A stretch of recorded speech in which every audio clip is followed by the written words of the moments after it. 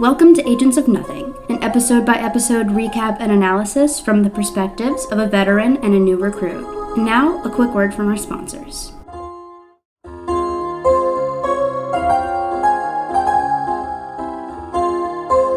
Good morning, Agents of Nothing, and welcome to our Agents of S.H.I.E.L.D. podcast. We are your commanding officers. I'm Mariah. And I'm Caroline.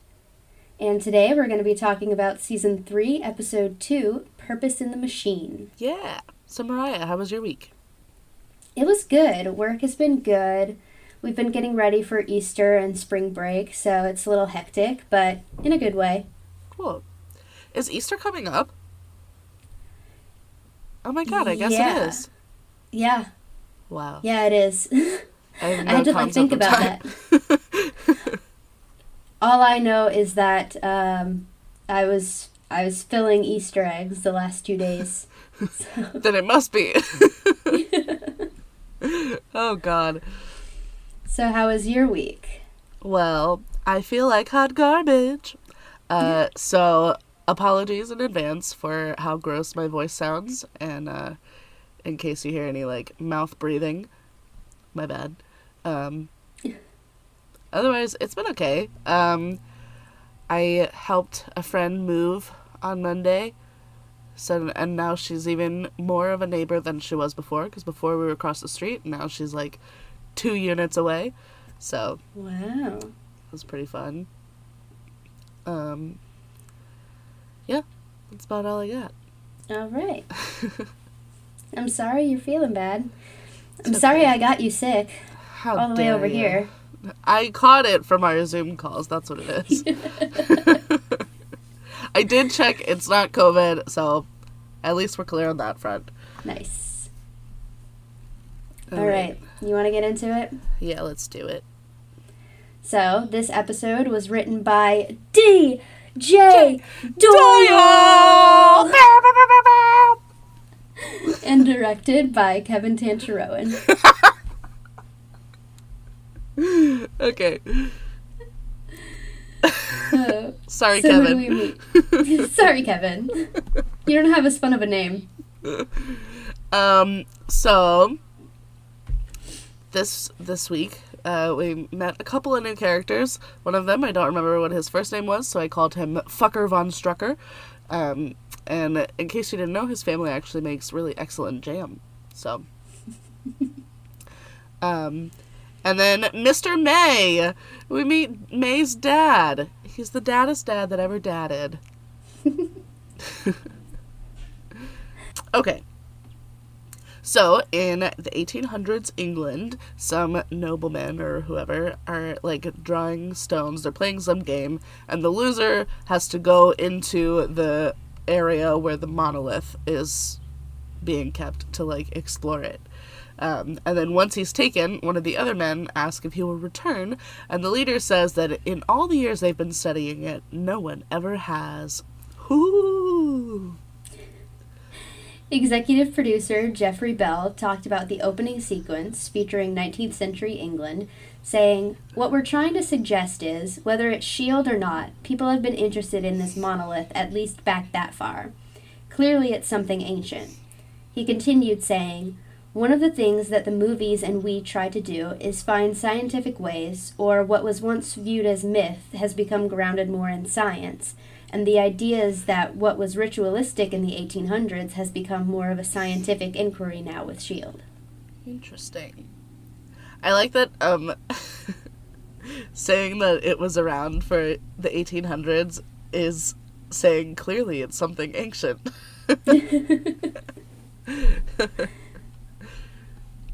So Mac and Daisy are talking about how much Daisy wants Joey to join their team since their numbers are kind of dwindling. Another disabled list reference. Daisy the baseball girlie. Oh, right. I was like, what? I remember. Okay. But suddenly, Hunter and Morse are sprinting through, yelling that Fitz is in the containment box with the monolith. So they all haul ass in there, get him out, and the door closed just in time before it, liquidizes again. Fitz apologizes half-heartedly, but Morse sees a bit of sand on his face. Huh? Fitz is incredibly excited about this sand, though. So he starts running tests and finds that the sand itself predates the Earth by 1 billion years. So this proves that the monolith is, in fact, a portal. So they use carbon dating to establish the age of the sand at 5.5 billion years. However, carbon dating is only useful up to about 50,000 years because the relevant isotope has a half-life of only about 6,000 years. There's no way they could have established the sand's age using carbon dating, even assuming that it contains any carbon at all. Goof. Goof. That's a good goof. I like that goof, actually. It is a good goof. That's a solid goof. I only include the good goofs and the really stupid goofs. Yeah. This is a smart goof. But ultimately, this means that Simmons could still be alive somewhere. So they all spring into action. Daisy and Mac are to stay and wait for Dr. Gardner's word on Joey. Morse and Coulson are headed out to reunite with Professor Randolph. And Hunter is off to kill Ward, of course. And Fitz needs a sandwich. Coulson had some pretty good lines in the garage scene, also. My favorites being, the monolith has been studied for centuries. Well, Randolph has been around for those centuries, and he's traveled in a portal, and he's an alien. He's got a lot going for him. And then after Morse tells Hunter not to die out there, Coulson says, make sure Ward does. Better late than never, I guess. So Ward is terrifying an old Hydra agent by driving him around on the hood of his car, of course, spewing some bullshit about bullshit. I don't know, whatever.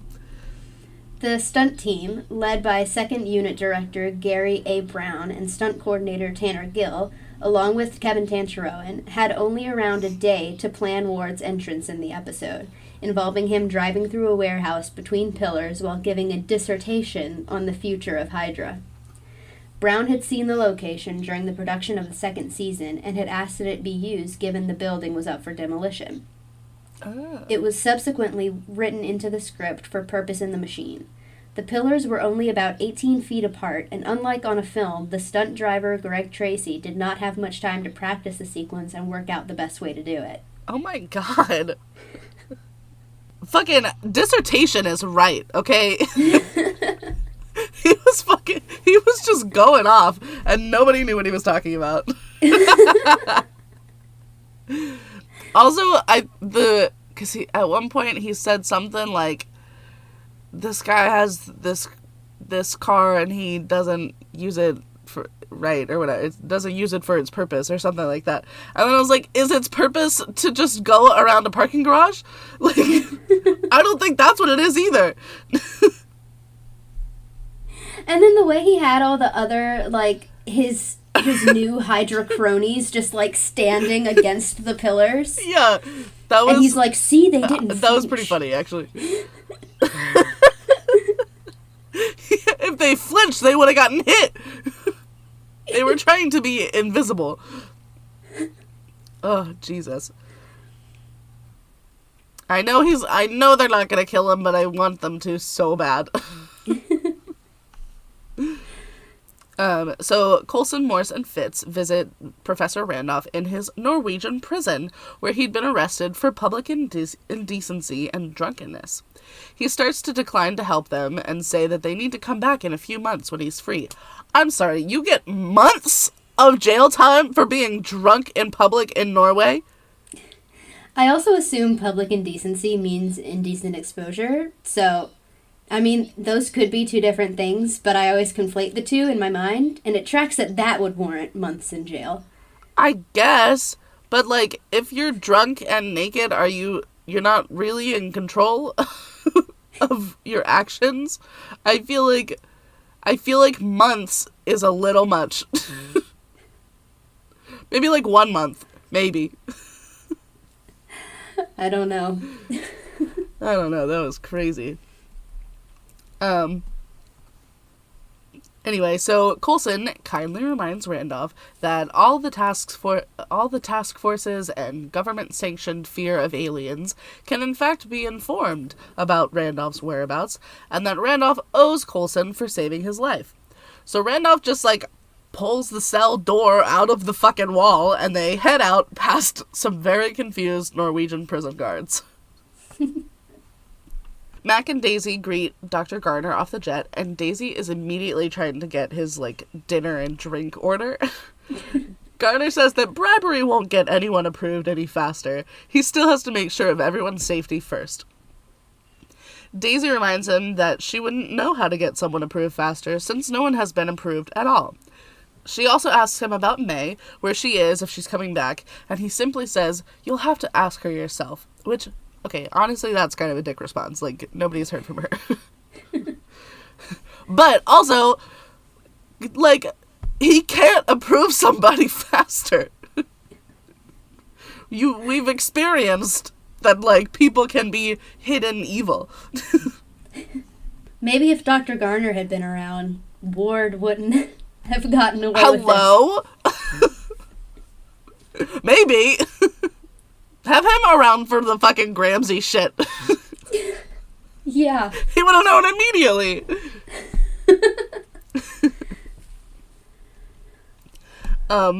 But speaking of May, she is in fact playing golf. Badly, apparently. I don't know how to play golf, so I can't really judge that myself, but apparently it was bad. And her dad is making comments after every single swing. She tells him to keep up their deal and do his physical therapy reps, but he says that he knows she's not just there to be a good daughter. He knows that something is wrong and she won't tell him. So James Hong, who guest stars as Melinda May's father, and Ming-Na Wen both starred in Disney's Mulan. Ming-Na as the titular heroine, and James as Chai-Fu, envoy to the emperor. Oh my god! That's so cool. Actors. They work together sometimes. Sometimes. So Randolph checks out the monolith and is clearly freaked out by it. After a few threats, he finally agrees to help them figure out how the thing works and find Simmons, but only if they agree to destroy it afterwards. They give him the scroll that Fitz got from Morocco and give him a brief history of what they do know so far, up until its last known location in 19th century England, which Randolph knows something about. To the plane! To the plane! Randolph refers to Bobby as Amazon Woman. Adrian Palicki, who plays Bobby, had previously played the Amazon warrior Wonder Woman in the pilot for a Wonder Woman TV series, which was never aired. Didn't we talk about that before? We did, like we yes. mentioned it. Man, that's so cool. I wish it would have aired. I can't imagine a Wonder Woman TV show. Yeah. Well, wasn't the first one a TV show? Maybe. I don't know. Anyway. That would have been cool, though. I can't imagine it, personally. There may have been one, but I can't imagine it.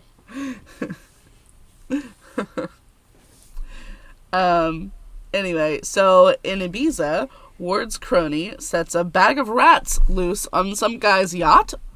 Fucking, okay. Weird. This episode introduces guest star Spencer Treat Clark as Werner von Strucker, whose father, Baron von Strucker, appeared prominently in Avengers Age of Ultron. Is his middle name actually Treat? Yeah. That's crazy. It could be a second last name. Yeah, maybe. Treat. It's like his own version of I'm a snack. I'm a little treat.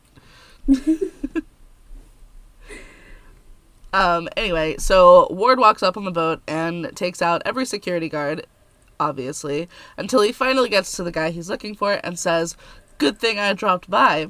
I'm an exterminator." The rats were literally so he can make that joke. He is so dramatic.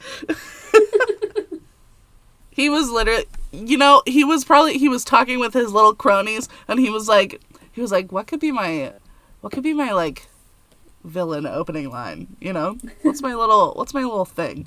What if I put rats on the boat and then called myself an exterminator? That was the thought process. He's such a loser. So over in England, Randolph has led Coulson, Morse, and Fitz to the abandoned castle where the monolith used to live. The Hebrew warning of death by punishment was carved over the door where it used to be kept. They find another arch with the same carving and a secret door behind there, so of course they go in. I think this is where we first hear the word Maveth, which will be important later. Okay. Who said it? I think Randolph. Oh. I wasn't listening very closely to what he said.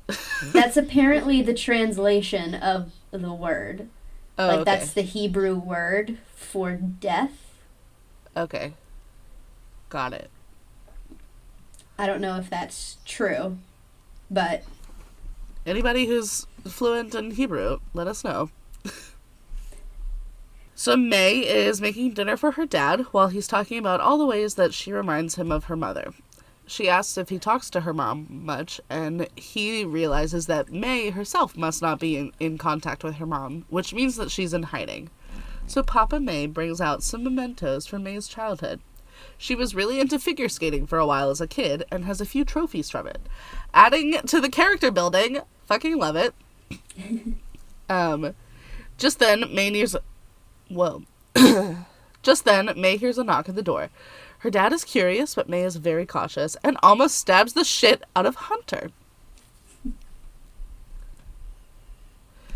Garner informs Daisy that Joey is not approved just yet to join the team.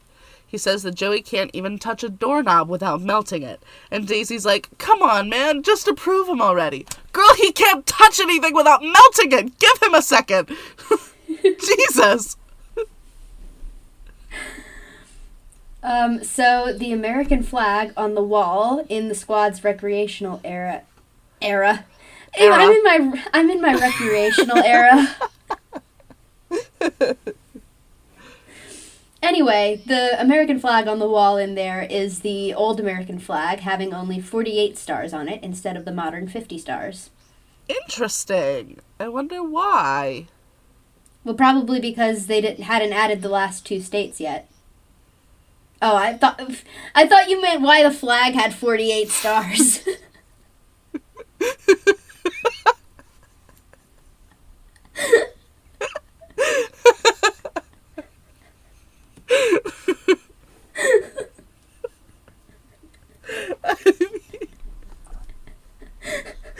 Yeah. That too, I guess.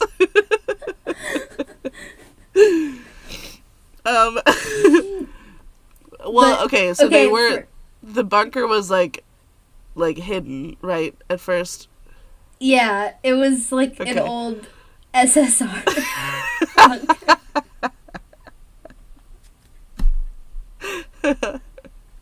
I knew both answers. I just want to point that out. Proud of you. I just got a little confused, that's all.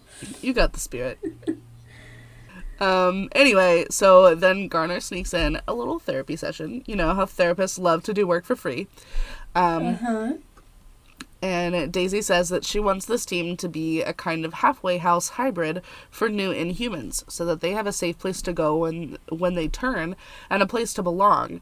And, along with that, a purpose in working with S.H.I.E.L.D. if they want to. Which is nice. That's a very good, thought to have for this team, and it's good to have that, the goal in mind. However, he can't touch anything without melting it. Yeah. So Randolph is confused about this hidden room, and based on the architecture and the technology in here, it was definitely added since the last time he was here. So Fitz turns on the power in the room, and they find a large well that seems like the perfect/only place to store a monolith. So Coulson calls Mac to bring them over his least favorite thing.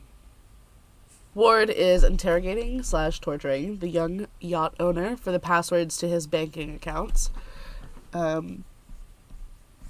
And that's it for that scene.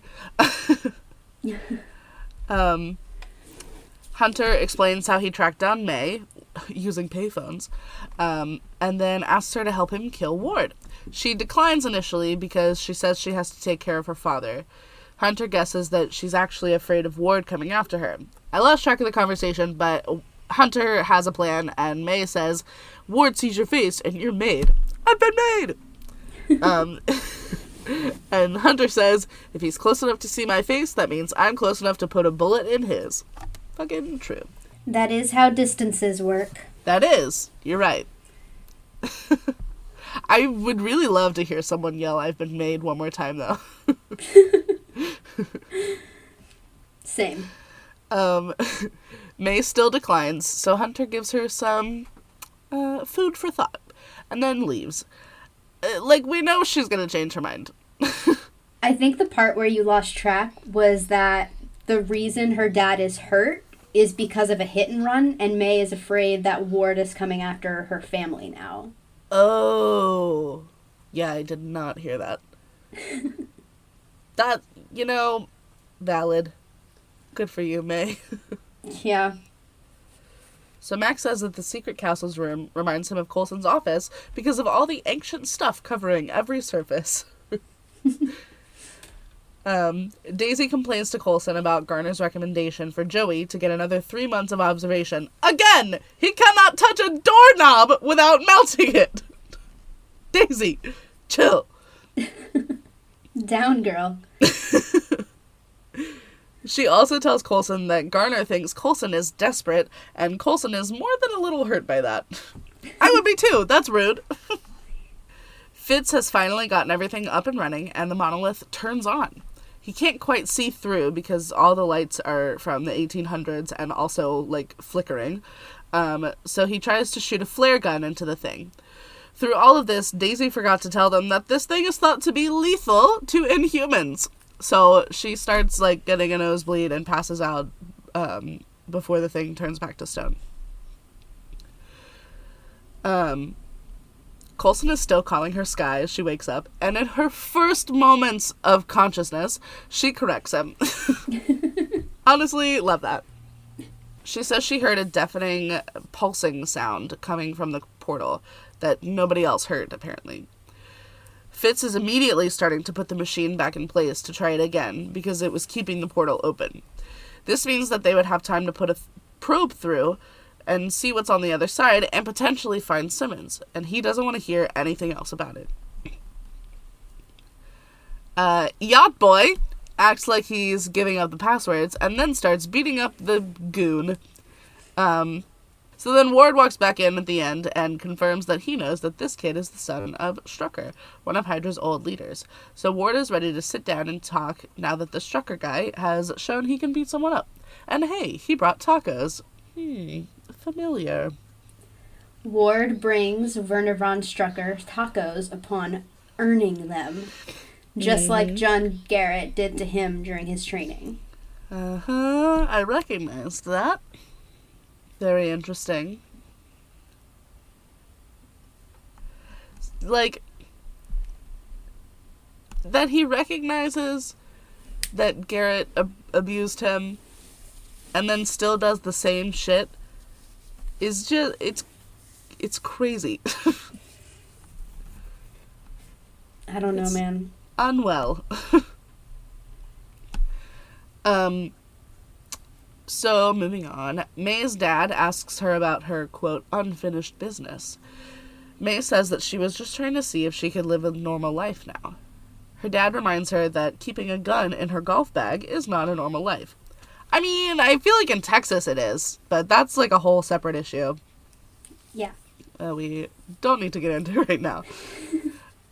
We could go on and on. Yes. And we have. We have. Yeah. So Papa May pulls out the figure skating picture again and says that while she may just remember the pain of falling on the ice, he remembers how quickly she would get back up again. And she says, I was a kid. It didn't hurt as much then. Ouch! Oof. Ouch. That hurts. God. God damn it, DJ. DJ. So, Ward and little baby Strucker are going to try and rebuild Hydra. I have no other notes on this because I hated it. This is the point in the show where I went from just hating Ward to being like, can someone please just kill him already? I am so tired. Over it. We're over it. We're past it. I think I talk about it later in the, overall thoughts. So we'll get to that in a sec. Yeah. So Fitz finally figures out how to bypass the machine. Daisy just needs to, shake it at the right frequency. Is there a better way to describe her powers? Because I feel like that sounds like she's dancing or something. I don't know. Shake it off. Shake it off.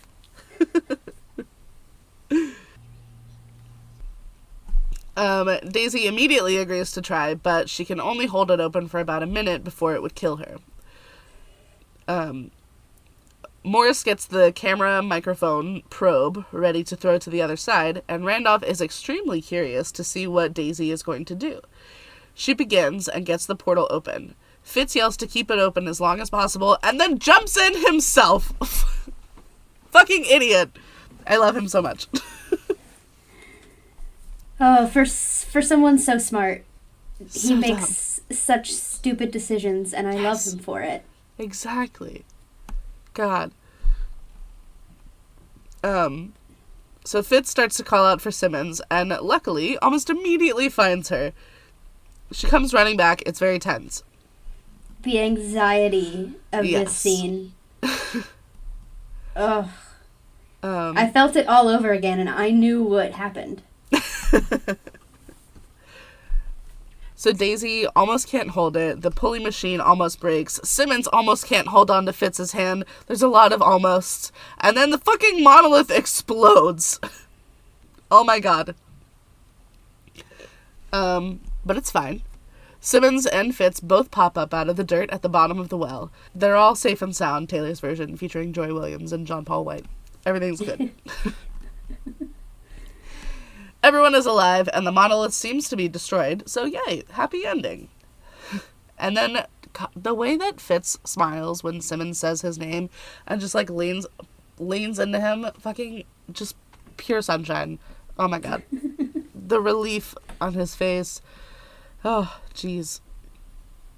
Later, Coulson and Randolph are talking, and Coulson says that Simmons was only so close because she saw the flare that they sent through the first time they opened it up. That was very lucky. Randolph asks about Daisy, and Coulson tells him that she's an Inhuman, and then he cryptically says, I haven't heard that word in a long time. Okay, Grandpa. Whatever. Garner calls May to tell her that they got Simmons back, and that she'll be okay if May wants to come back. But May is busy helping Hunter. Saw that coming. She hangs up on Garner, rude, and tells Hunter that Simmons is back alive. And honestly, he had the perfect reaction. I've never liked Hunter as much as I did right then in that moment. Him being like, she is? Oh my god! Was perfect. Thank you. Yes. The only response that you can have to that news. Yeah.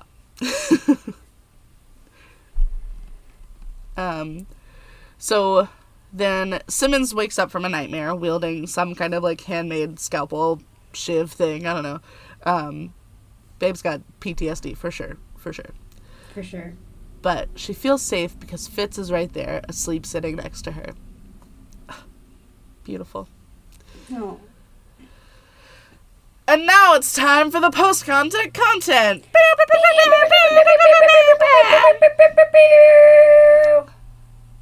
Oh, shit. Strucker asks Dr. Garner if he can join his psych class.